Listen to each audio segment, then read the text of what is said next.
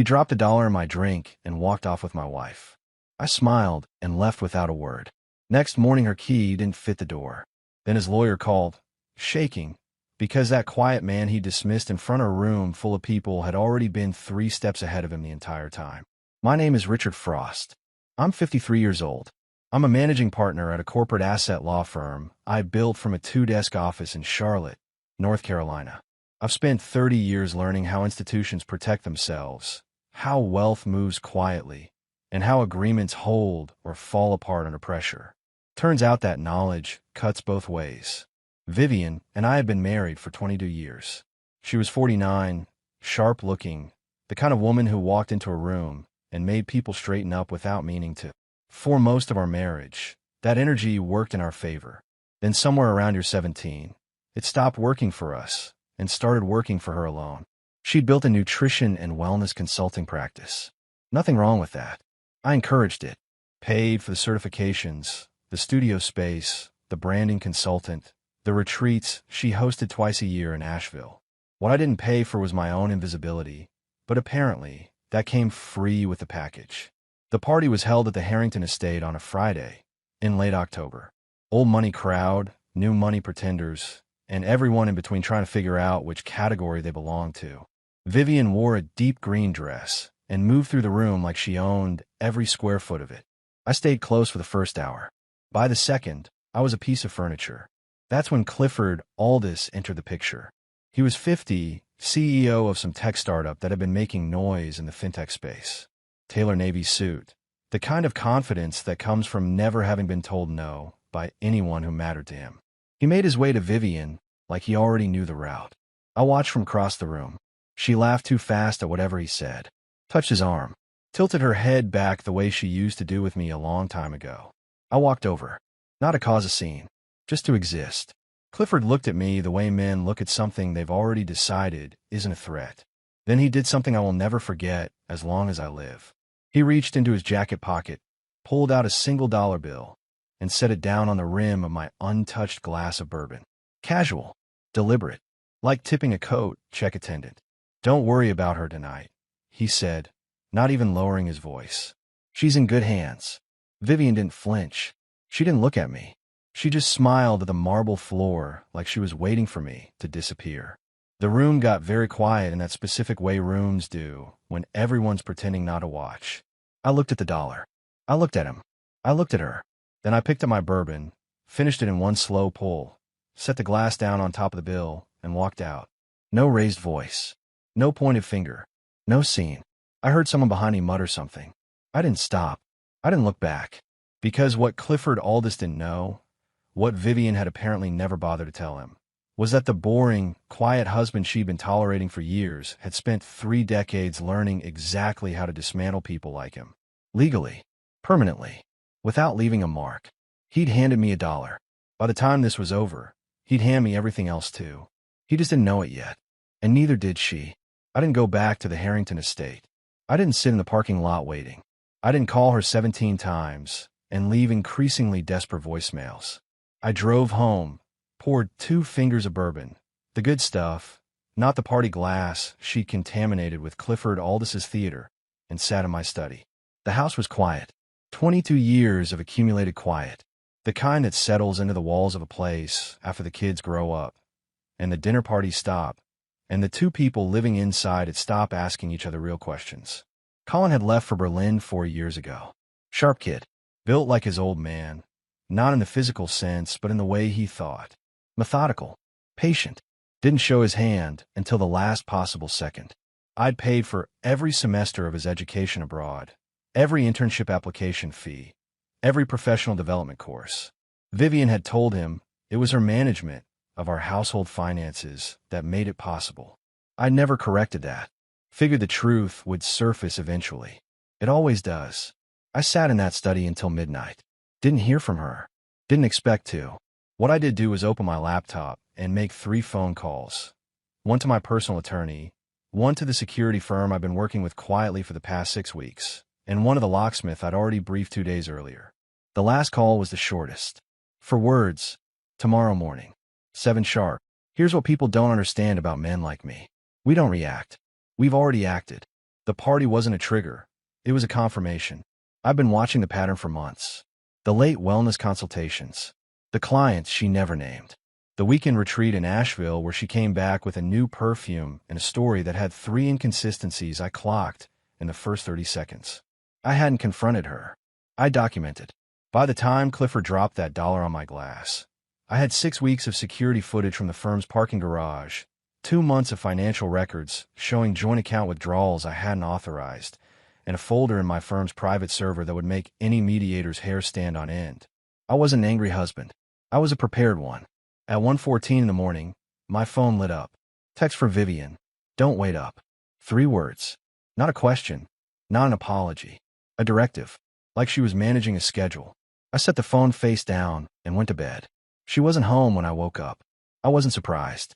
I made coffee, fed the dog, read through 2 contracts that needed my signature by Monday. At 6:58, the locksmith's van pulled up. By 7:40, every exterior lock on the property had been replaced. New keys in my jacket pocket. Security panel updated. Gate code changed. At 8:15, I called my assistant and told her to flag any communication for Vivian Frost to the firm's general line as non-priority. Professional courtesy. Nothing more. Then I drove across town to the service department I'd leased 10 days prior. A clean, functional 2-bedroom in the Dilworth neighborhood, and sat at the kitchen table with a fresh cup of coffee and my laptop. The security system at the house was linked to my phone. Every camera, every sensor. I didn't have to be there to see what happened when she came home. I opened the live feed at 11:47 a.m. and watched her Uber pull up to the gate. She was still in the green dress. Hair pulled back now, loose strands at the neck. She walked to the front door with the confident stride of a woman who expects the world to hold still while she catches up with it. Slid her key in. Turned it. Stopped. Tried again. Harder this time, like the door owed her something. Then the knock. 2 firm raps. Then 3 more. Then the phone pressed her ear. My phone showed the call. I let go to voicemail. She tried twice more. Both times, voicemail. She stepped back, and that's when she saw the small printed notice mounted on the door frame. I'd had it laminated. Property access updated. Legal counsel retained. Contact information enclosed. She stood very still for a moment, and I watched that stillness from 6 miles away with my coffee going cold on the table beside me, and something that wasn't satisfaction exactly, more like resolution. The kind you feel when a long equation finally balances. Vivian had spent years building a version of our life where I was the background, the funding mechanism, the placeholder. She'd made herself the story and tucked me into a footnote. But footnotes have a habit of outlasting the chapters they're attached to. Her next call wasn't to me. It was to her sister Sheila. I knew because Sheila texted me 11 minutes later. Just 5 words. She's outside. You doing okay? I typed back too. I'm fine. And I meant it. Sheila called me at 2 in the afternoon. Not a text this time. An actual call, which told me the situation outside my house had escalated past what a 5-word message could contain. I answered on the second ring. Richard. Her voice was careful. Sheila had always been the steadier of the 2 sisters. Less polish, more substance. She's been outside for almost 2 hours. She's asking me to come over. That's your call to make, I said. I'm not stopping you. A pause. Are you okay? Better than I've been in a while, honestly. Another pause, longer this time. I figured something like this was coming. I want you to know I'm not taking sides. I'm not asking you to. She exhaled. She's going to call your mother next if I don't show up. My mother lives in Asheville and doesn't answer unknown numbers, I said. Vivian knows that. Sheila almost laughed. Almost. Okay, I'll go. But Richard, just so you know, she told me Clifford is a business connection. That last night was networking. I let that sit for a moment. Sheila, I said finally, I've spent 30 years reading contracts written by people who needed me to believe exactly what they wanted me to believe.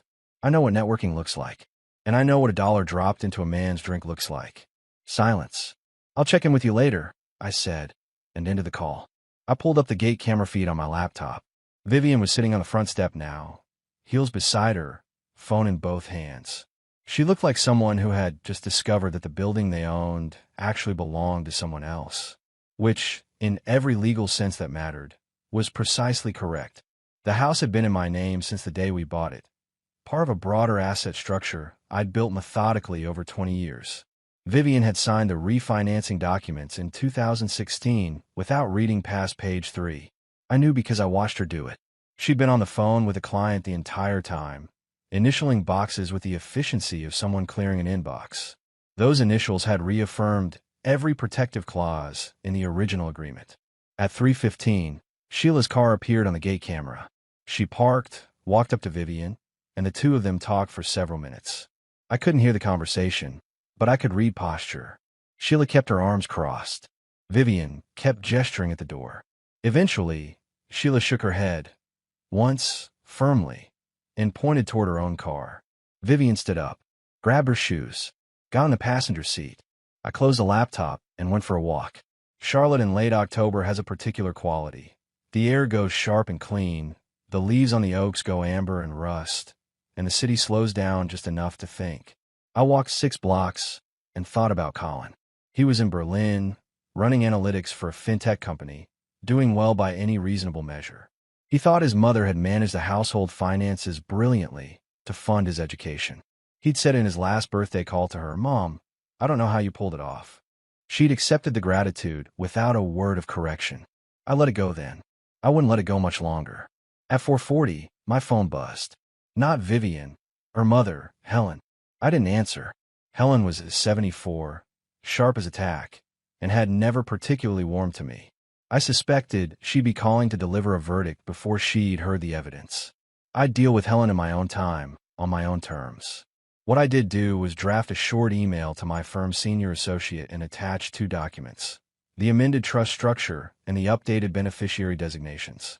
Everything I'd prepared over the past 6 weeks, now formally filed. Clean, precise, and already on record with 3 separate institutional parties before Vivian had finished knocking on a door that no longer recognized her key. I stopped at a coffee shop on Providence Road and ordered a black coffee. Sat by the window, watched people walk by with their dogs and their strollers and their ordinary Friday afternoons. The dollar was still sitting in my memory like a splinter. Not because it hurt, because it clarified. Some men need a crisis to act. I'd already been acting.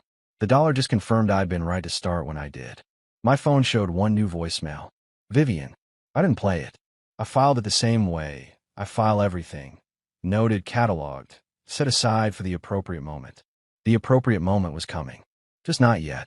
I was reviewing a deposition summary at my desk in the Dilworth apartment when Vivian's number lit up my screen for the 4th time that evening. I let it go to voicemail, same as the others. But 30 seconds later, a different number appeared, one I didn't recognize, with a 615 area code that wasn't local to Charlotte. I answered. "Is this Richard Frost?" The voice was male, tightly controlled, but fraying at the edges the way voices do when someone's trying to project calm they don't actually feel. "It is. This is Clifford Aldous." A beat. "I think we need to talk." I leaned back in my chair and said nothing. In 30 years of legal work, I'd learned that silence is the most underutilized tool in any conversation. Clifford filled it. "I got a letter today, hand-delivered to my office. Not through email, physical delivery, addressed to me personally." "Go on," I said. It referenced my company's vendor agreements, specifically a data licensing contract my startup finalized last quarter with a firm called Ardenfield Compliance Group. His voice tightened. "Your name is listed as a founding partner." "That's accurate," I said. A long pause. "You never said anything. You never asked," I replied. "You were busy with other things." I heard him pulling a breath. The letter outlines a potential conflict of interest. It references specific dates, specific meetings, specific documentation of a personal relationship between you and, he stopped, "between your wife and me." "Former partner," I said. The filing was completed this morning. The silence on his end stretched long enough that I could hear traffic in the background wherever he was standing. "This could end my company," he said finally. "Low now. The theater completely gone. If the Ardenfield contract gets flagged for vendor neutrality violations, every investor we have is going to..." "Mr. Aldous." I kept my voice even. "You walked into a room last Friday night and placed $1 on the rim of my glass. In front of witnesses. You made a decision about what I was worth in that moment." I paused. "I made a different kind of decision. I made it 6 weeks ago. Actually, long before the party." Another long silence. "What do you want?" he asked. Nothing from you, I said. The documentation has already been submitted to the relevant compliance board. That process runs on its own timeline now. What you do with the information is your business. You're not going to. He stopped again. You're just going to let the process run. That's what processes are for, I said. I heard his breathing change. She never told me who you were. She said you were. He caught himself. I know what she said. I told him. She believed it too for a long time. That's the thing about quiet men, Mr. Aldous. People tend to fill in the blanks with whatever's most convenient for them. I ended the call, set the phone face down on the desk, and went back to the deposition summary. 15 minutes later, a text arrived from a number I recognized as Vivian's. What did you do? Clifford just called me screaming. He said you own the company he works with. He said you never told me your husband already had him. Richard, what I asked this? I read it twice. Set the phone down again. What it was 30 years of preparation meeting one very expensive Friday night. I went to the kitchen, poured a glass of water, and stood at the window looking out at the Dilworth streetlights coming on one by one in the early dark. She'd built a version of me in her head that suited her life. A version that could be handed $1 and dismissed. And she'd introduced that version to a man who had no idea he'd been operating inside a structure I'd spent decades building. He thought he was taking something from me. He'd actually walked straight into it. Sheila called me the next morning at 9. She skipped the pleasantries. She's at my place, she said. She stayed the night. Richard, she's not doing well. I appreciate you telling me, I said. She keeps saying you froze everything out of spite, that this is a control move. A pause. I didn't agree with her. I want you to know that. What did you say? I said that men who act out of spite don't spend months preparing legal documentation. Another pause. She didn't like that very much. I almost smiled. Sheila, I'm not going to ask you to manage her. Just keep me in the loop if anything changes on your end. There's one more thing. Her voice dropped. Your mother-in-law called me this morning. Helen. She's driving up from Greenville. She's telling people you've been controlling Vivian for years. She already talked to 2 women from Vivian's wellness circle. I set my coffee down. Helen, 74 years old, sharp tongue, absolute conviction in her daughter's version of every story she'd ever heard. She'd spent years treating me like a piece of furniture that Vivian had unfortunately kept from a previous apartment. When does she arrive? I asked. This afternoon. Thank you, Sheila. I ended the call and sat with that information for a few minutes. Then I opened my laptop and pulled up the folder I'd labeled simply HB, Helen Bradshaw. Inside were 3 years of payment records. Anonymous transfers from one of my holding accounts to a private medical billing service in Greenville, South Carolina. Helen had a chronic kidney condition that required quarterly treatments. Her Medicare coverage had a gap. Vivian had told me about it in passing years ago, mentioned it once, forgot about it the same afternoon. I hadn't forgotten. I'd set up the payments quietly, never mentioned them to either of them. 37 payments over 3 years. Not a word from Helen about where the coverage shortfall was being filled. Either she didn't know, or she decided not to ask. Either way, that information had a time and a place. It wasn't today, but it was coming. Meanwhile, across town, Vivian was apparently doing what people do when the ground shifts under them. She was searching. I knew this because Sheila texted me at 11:14. She's been on her laptop for 2 hours. I looked over her shoulder. She's Googling you. I read that and leaned back in my chair. Let her look. What Vivian would find wasn't a LinkedIn profile with a generic headshot and a list of bar association memberships. She'd find articles in trade publications going back 15 years. She'd find my name attached to a framework that 40-something private firms now used as a standard for asset protection. She'd find a quote from a business journal piece.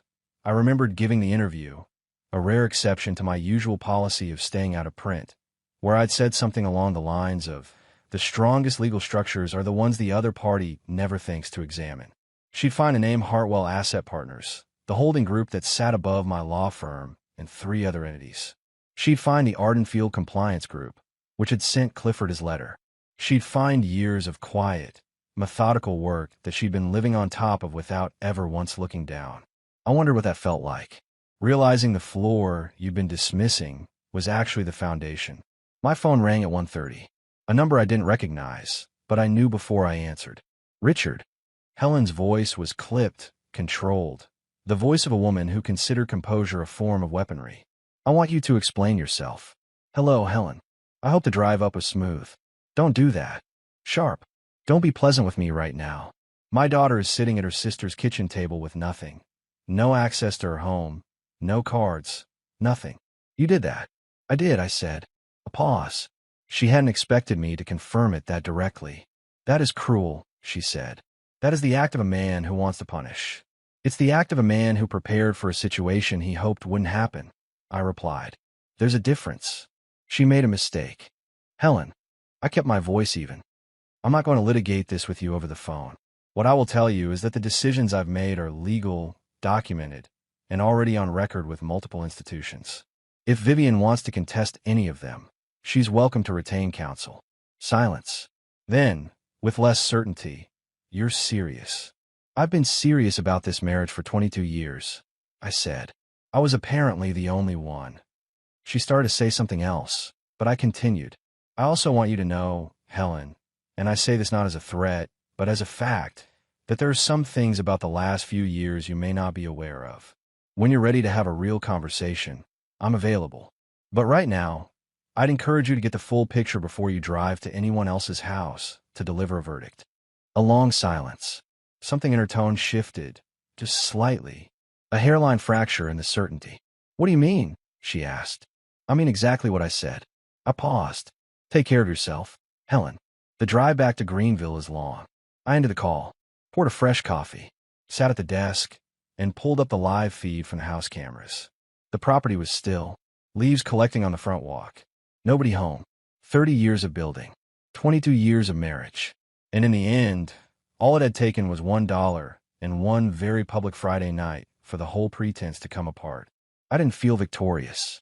I felt clear, like a legal brief after the final edit. Everything unnecessary stripped away, only the essential facts remaining. Colin would call soon. I could feel it the way you feel weather changing. When he did, I'd be ready.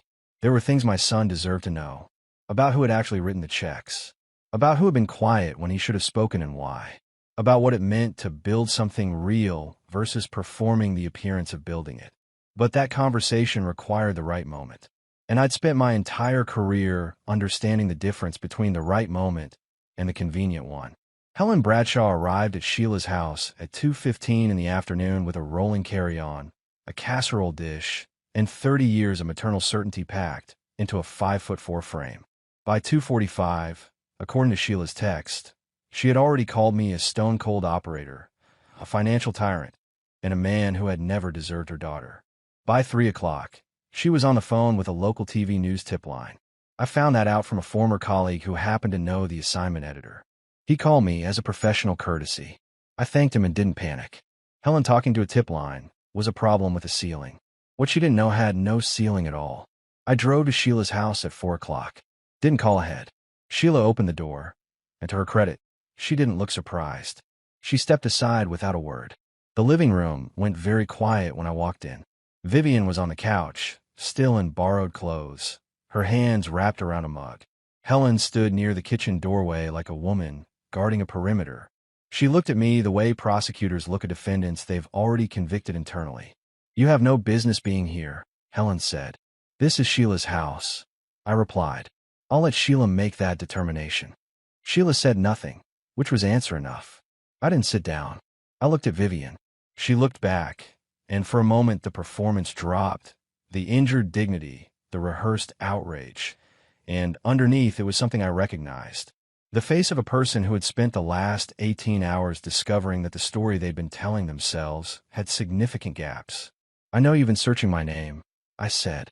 Not accusatory, just stating it. Vivian's jaw tightened. I didn't know half of what you were involved in. You didn't ask, I said.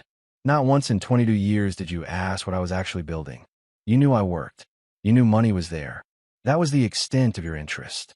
That is not, she started. Vivian. My voice stayed level. I'm not here to argue. I'm here for one reason. I reached into my jacket and pulled out an envelope. Set on the coffee table. That's a record, I said.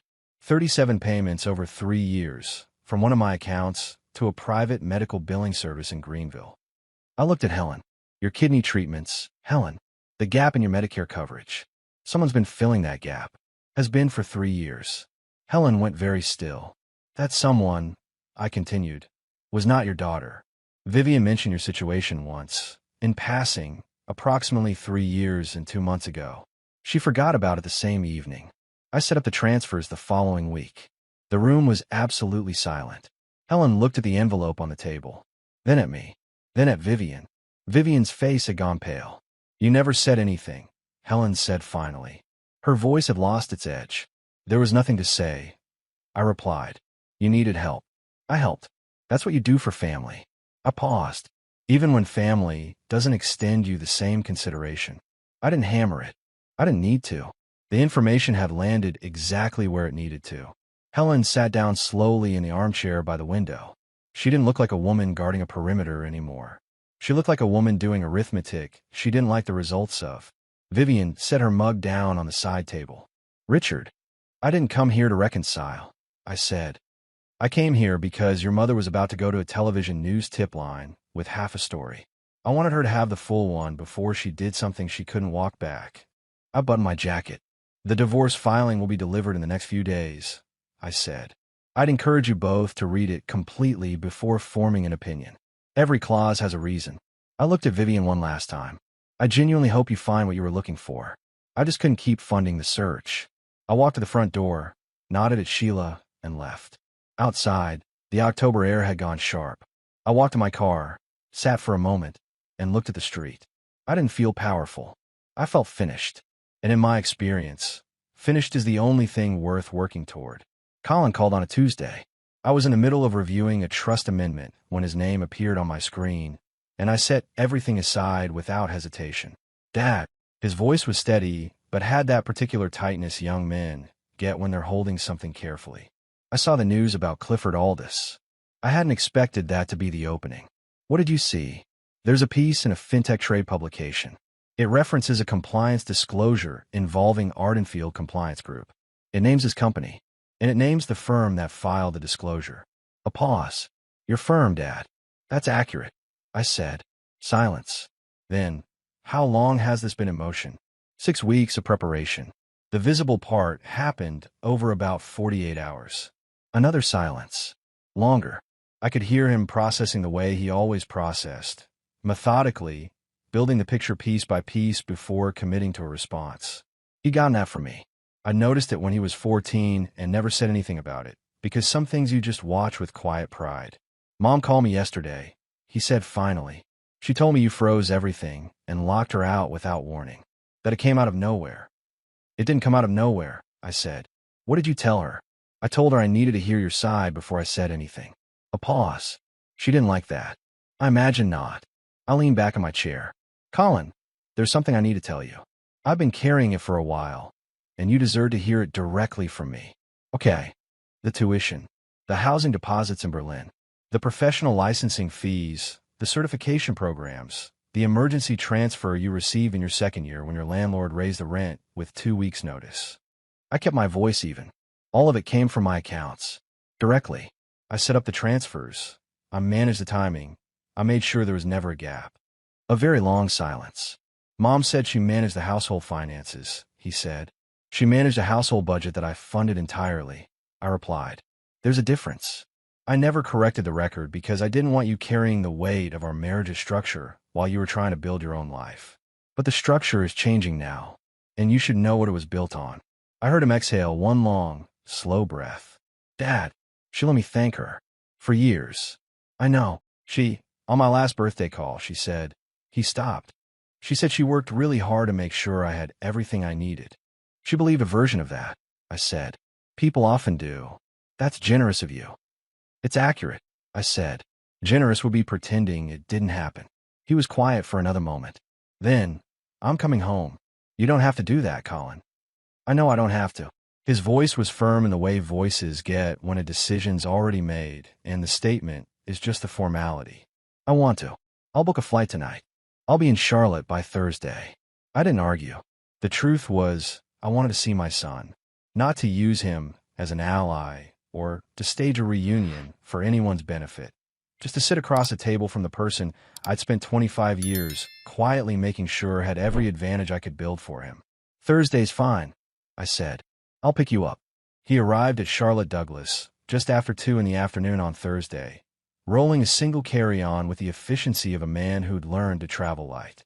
He looked like me at that age. Same jaw, same way of scanning a room when he walked into it. We shook hands first, the way we always did, and then he pulled me into a brief, firm embrace that surprised me slightly. "You look good," he said. "You look like you haven't slept on the flight." He almost smiled. "Fair. We went to a restaurant in Noda, a corner booth, good coffee, the kind of place where conversations could go long without anyone noticing." I laid out the full picture over the next 2 hours. Not with drama, not with grievance, just the facts, the timeline, the documentation, the decisions. Colin listened the way he always listened, with his hands flat on the table and his eyes on mine. When I finished, he sat with it for a moment. Then, "Clifford Aldous had no idea who you were. He had the information available to him," I said. "He chose not to use it. That's a pattern with people who think they've already assessed the situation." "Mom never told him." "No." Colin turned his coffee cup slowly. "Do you think she knew? About the extent of what you built?" "I think she knew enough to live comfortably on it," I said. "Whether she understood the architecture? No. She never asked." He nodded slowly. Then he reached into the inside pocket of his jacket and pulled out his phone, opened something, and slid it across the table. It was a draft LinkedIn post. 3 paragraphs. I read it carefully. The first paragraph stated simply that his education and professional development had been funded entirely by his father, Richard Frost, and that he wanted the record corrected.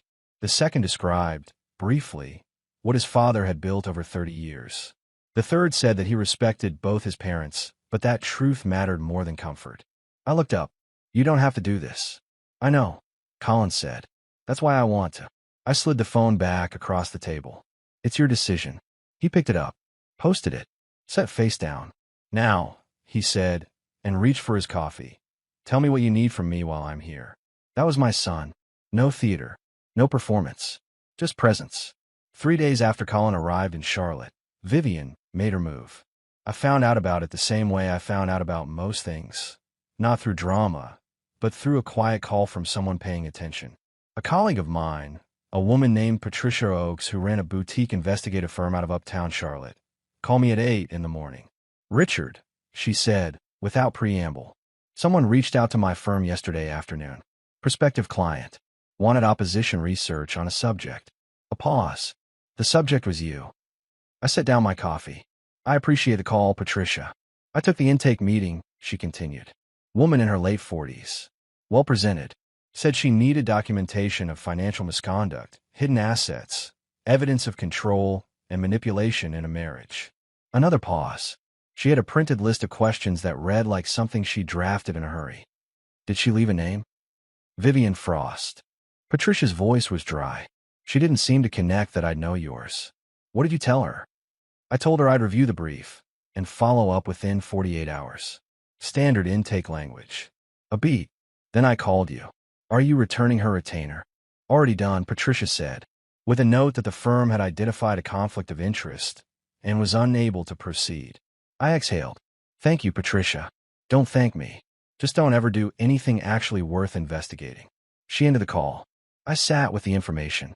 Vivian had tried to hire someone to build a case against me. Someone who, by reasonable professional probability, knew me. That wasn't desperation.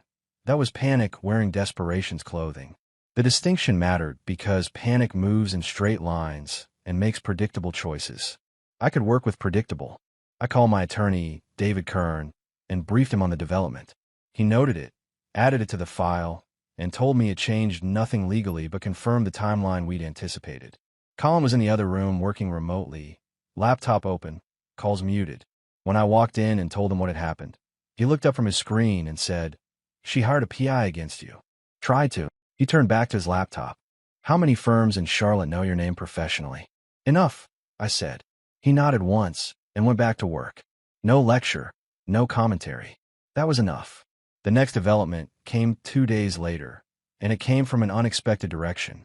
Clifford Aldous' business partner, a man named Roy Tillman, called my office line. Roy was a co-founder at Clifford's startup, someone I'd encountered once at a conference 3 years prior. He was methodical where Clifford was theatrical, which meant he'd been the operational mind behind a company Clifford had been the face of. He didn't waste time. Mr. Frost, I want to be direct with you. Clifford has made decisions in the past several months that have put this company in a precarious position. I've been aware for some time that his judgment has been compromised in certain areas. Go on, I said. I'm not calling to negotiate, Roy said. I'm calling because the Compliance Board review is going to surface internal communications that implicate more than just his personal conduct. There are vendor agreement details, data licensing terms, things that touch on your group's interests. A pause. I want you to know that I intend to cooperate fully with the review process. I wanted to tell you that directly, rather than have it surface as a surprise. I appreciated that. I'll note it, I said. There's one more thing, Roy said. I found out this week that Clifford was aware of your connection to the Ardenfield group before the party. He'd seen your name in the vendor documentation. He knew. A long pause. He just decided it didn't matter. The room went very quiet. He'd known. He'd looked at the documentation, seen my name, and decided the information was irrelevant. Decided that the quiet man standing across the marble floor with an untouched bourbon was not a factor worth calculating. That dollar in my glass hadn't been careless. It had been deliberate, which meant everything that followed hadn't just been consequence. It had been correction. Thank you, Roy, I said. I'll make sure the board is aware of your cooperation. I ended the call and walked to the window. Charlotte spread out below in the pale November light, the uptown towers glinting, the streets moving in their ordinary patterns. Colin appeared in the doorway. Everything okay? Better than okay, I said. Clifford knew who I was before the party. Colin was quiet for a moment. Then, he did it anyway. He did. My son leaned against the doorframe with his arms crossed and looked out the window beside me.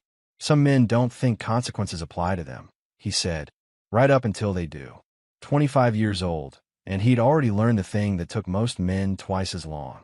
I put my hand briefly on his shoulder. Then I went back to my desk and got back to work. The divorce documents arrived on a Monday morning. Courier delivery, 9 o'clock sharp, addressed to Vivian at Sheila's house. I knew the timestamp because David Kern had arranged a service and confirmed delivery by text. By 10:15, Vivian had called my number 4 times. I let all 4 go. By noon, Sheila texted, "She's read it. She's not okay. Richard, there's no alimony provision." I texted back, Clause 9 of the prenuptial agreement. 2009. She signed at brunch. Sheila didn't reply for several minutes. Then, she says she didn't understand what she was signing. I typed, "That's what counsel is for. She should retain one." That afternoon, Colin and I drove past the house together. Not to gloat. Colin had suggested it, said he wanted to see it one more time before things changed further.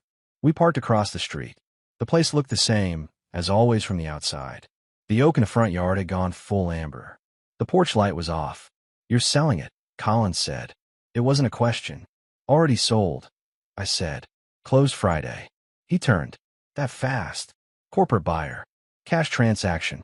The deal had been structured for 3 weeks. I just hadn't executed the final signature until the timing was right. I looked at the house. I didn't want to live in it anymore. Too many rooms that stopped meaning what they used to mean. Colin looked at the oak tree for a moment. "I learned to ride a bike in that driveway." "I know. Are you okay with letting it go?" I thought about that honestly. The house was wood and drywall, I said. What I built inside it, the years, the work, raising you, that doesn't go with the deed. He nodded slowly, looked at it one more time. Then, "Okay, let's go." We drove away and didn't look back. Vivian found out about the sale 2 days later when she drove past and saw a property management company signage on the front gate. Sheila texted me that evening. She showed up at my door in tears. Said the house was already gone. "Walter, this is..." She stopped herself. Started again. "I know you had every right. I just wanted you to know." I appreciated Sheila's honesty. I always had. Of the 2 women in that family, she was the one who never needed a story to be tidy. Meanwhile, Clifford Aldis's situation had continued developing without any further involvement from me. Roy Tillman had filed a separate internal report with the company's board, which triggered an independent review. 3 investors had requested documentation. The company's valuation had been quietly downgraded by 2 analyst firms. Clifford had not called again. He wouldn't. Men like that go silent when the audience disappears. The compliance board review concluded 9 days after I filed the disclosure. Their finding: the personal relationship constituted a material conflict under the vendor neutrality clause. The Ardenfield contract was placed under review. Clifford resigned from his CEO position on a Wednesday, effective immediately, with a statement his PR firm had clearly drafted: careful, bloodless, nothing admitted. Colin showed me the announcement over breakfast in my apartment. "Did you know this was coming?" he asked. "I knew the process would run where it ran," I said. "I didn't direct the outcome. I just submitted the documentation." Colin looked at the article for another moment. Then he closed his laptop. "He knew your name before the party, Dad. Roy told you that." "He did. And he dropped $1 anyway." "He did." Colin looked at his coffee. "What do you think he tells himself about it?" I considered the question. Probably that he was unlucky, that he happened across the wrong man. I paused. Men like that rarely consider the possibility that the other man simply outworked them. Colin was quiet for a beat. Then he said, "I posted a follow-up to the LinkedIn piece." I raised an eyebrow. "Nothing aggressive," he said. "Just a line." It said, "My father never needed a headline. He just needed a pen and enough time." I looked at my son across the breakfast table, 25 years old, already understanding things that had taken me a decade longer to learn, and felt something settle in my chest that had been unsettled for a long time. "Thank you," I said. He picked up his coffee. "Don't thank me. Just make sure the next chapter is better than the last one." 8 months later, Colin flew back from Berlin for a long weekend. No occasion, no event. He just said he wanted to come home, which meant he wanted to see me, which was reason enough. I'd moved into a house in the Cotswold neighborhood by then, smaller than the old place, cleaner lines, a back porch that looked onto a strip of woodline that turned remarkable colors in the fall. I'd furnished it simply. Nothing from the previous house. Fresh start, fresh inventory. We drove up to Lake Norman on the Saturday morning. I had a friend with a dock, a retired circuit court judge named Harold Briggs who'd known me for 20 years and asked no unnecessary questions. He handed us 2 rods, pointed at the water, and went back inside to read. We fished for 3 hours without any agenda. The water was flat and silver in the morning light. A heron stood motionless near the far bank for the better part of an hour. Colin caught 2 bass and released them both. I caught one and did the same. At some point, without preamble, Colin said, "You could have told me earlier. About the money. About what you built." "I could have," I agreed. "Why didn't you?" I thought about it. Really thought. Not just reach for the easy answer. Because I wanted you to build your own sense of what you were capable of before you knew the size of what was behind you. Some men get handed context too early and spend their lives performing for it instead of earning past it. Colin turned that over for a while. The heron lifted off from the far bank without warning and disappeared over the tree line. "Mom called me last week," he said. "How was it?" "Honest, actually. More honest than I expected." He reeled in his lines slowly. "She said she spent a lot of years not asking the right questions. Said she was sorry she let me believe something that wasn't accurate." A pause. "I think she meant it." "Good," I said. "You don't have more to say about it than that?" "No," I said. "She's your mother. That relationship is yours to manage. I'm not in it anymore." He looked at me. "You're not bitter."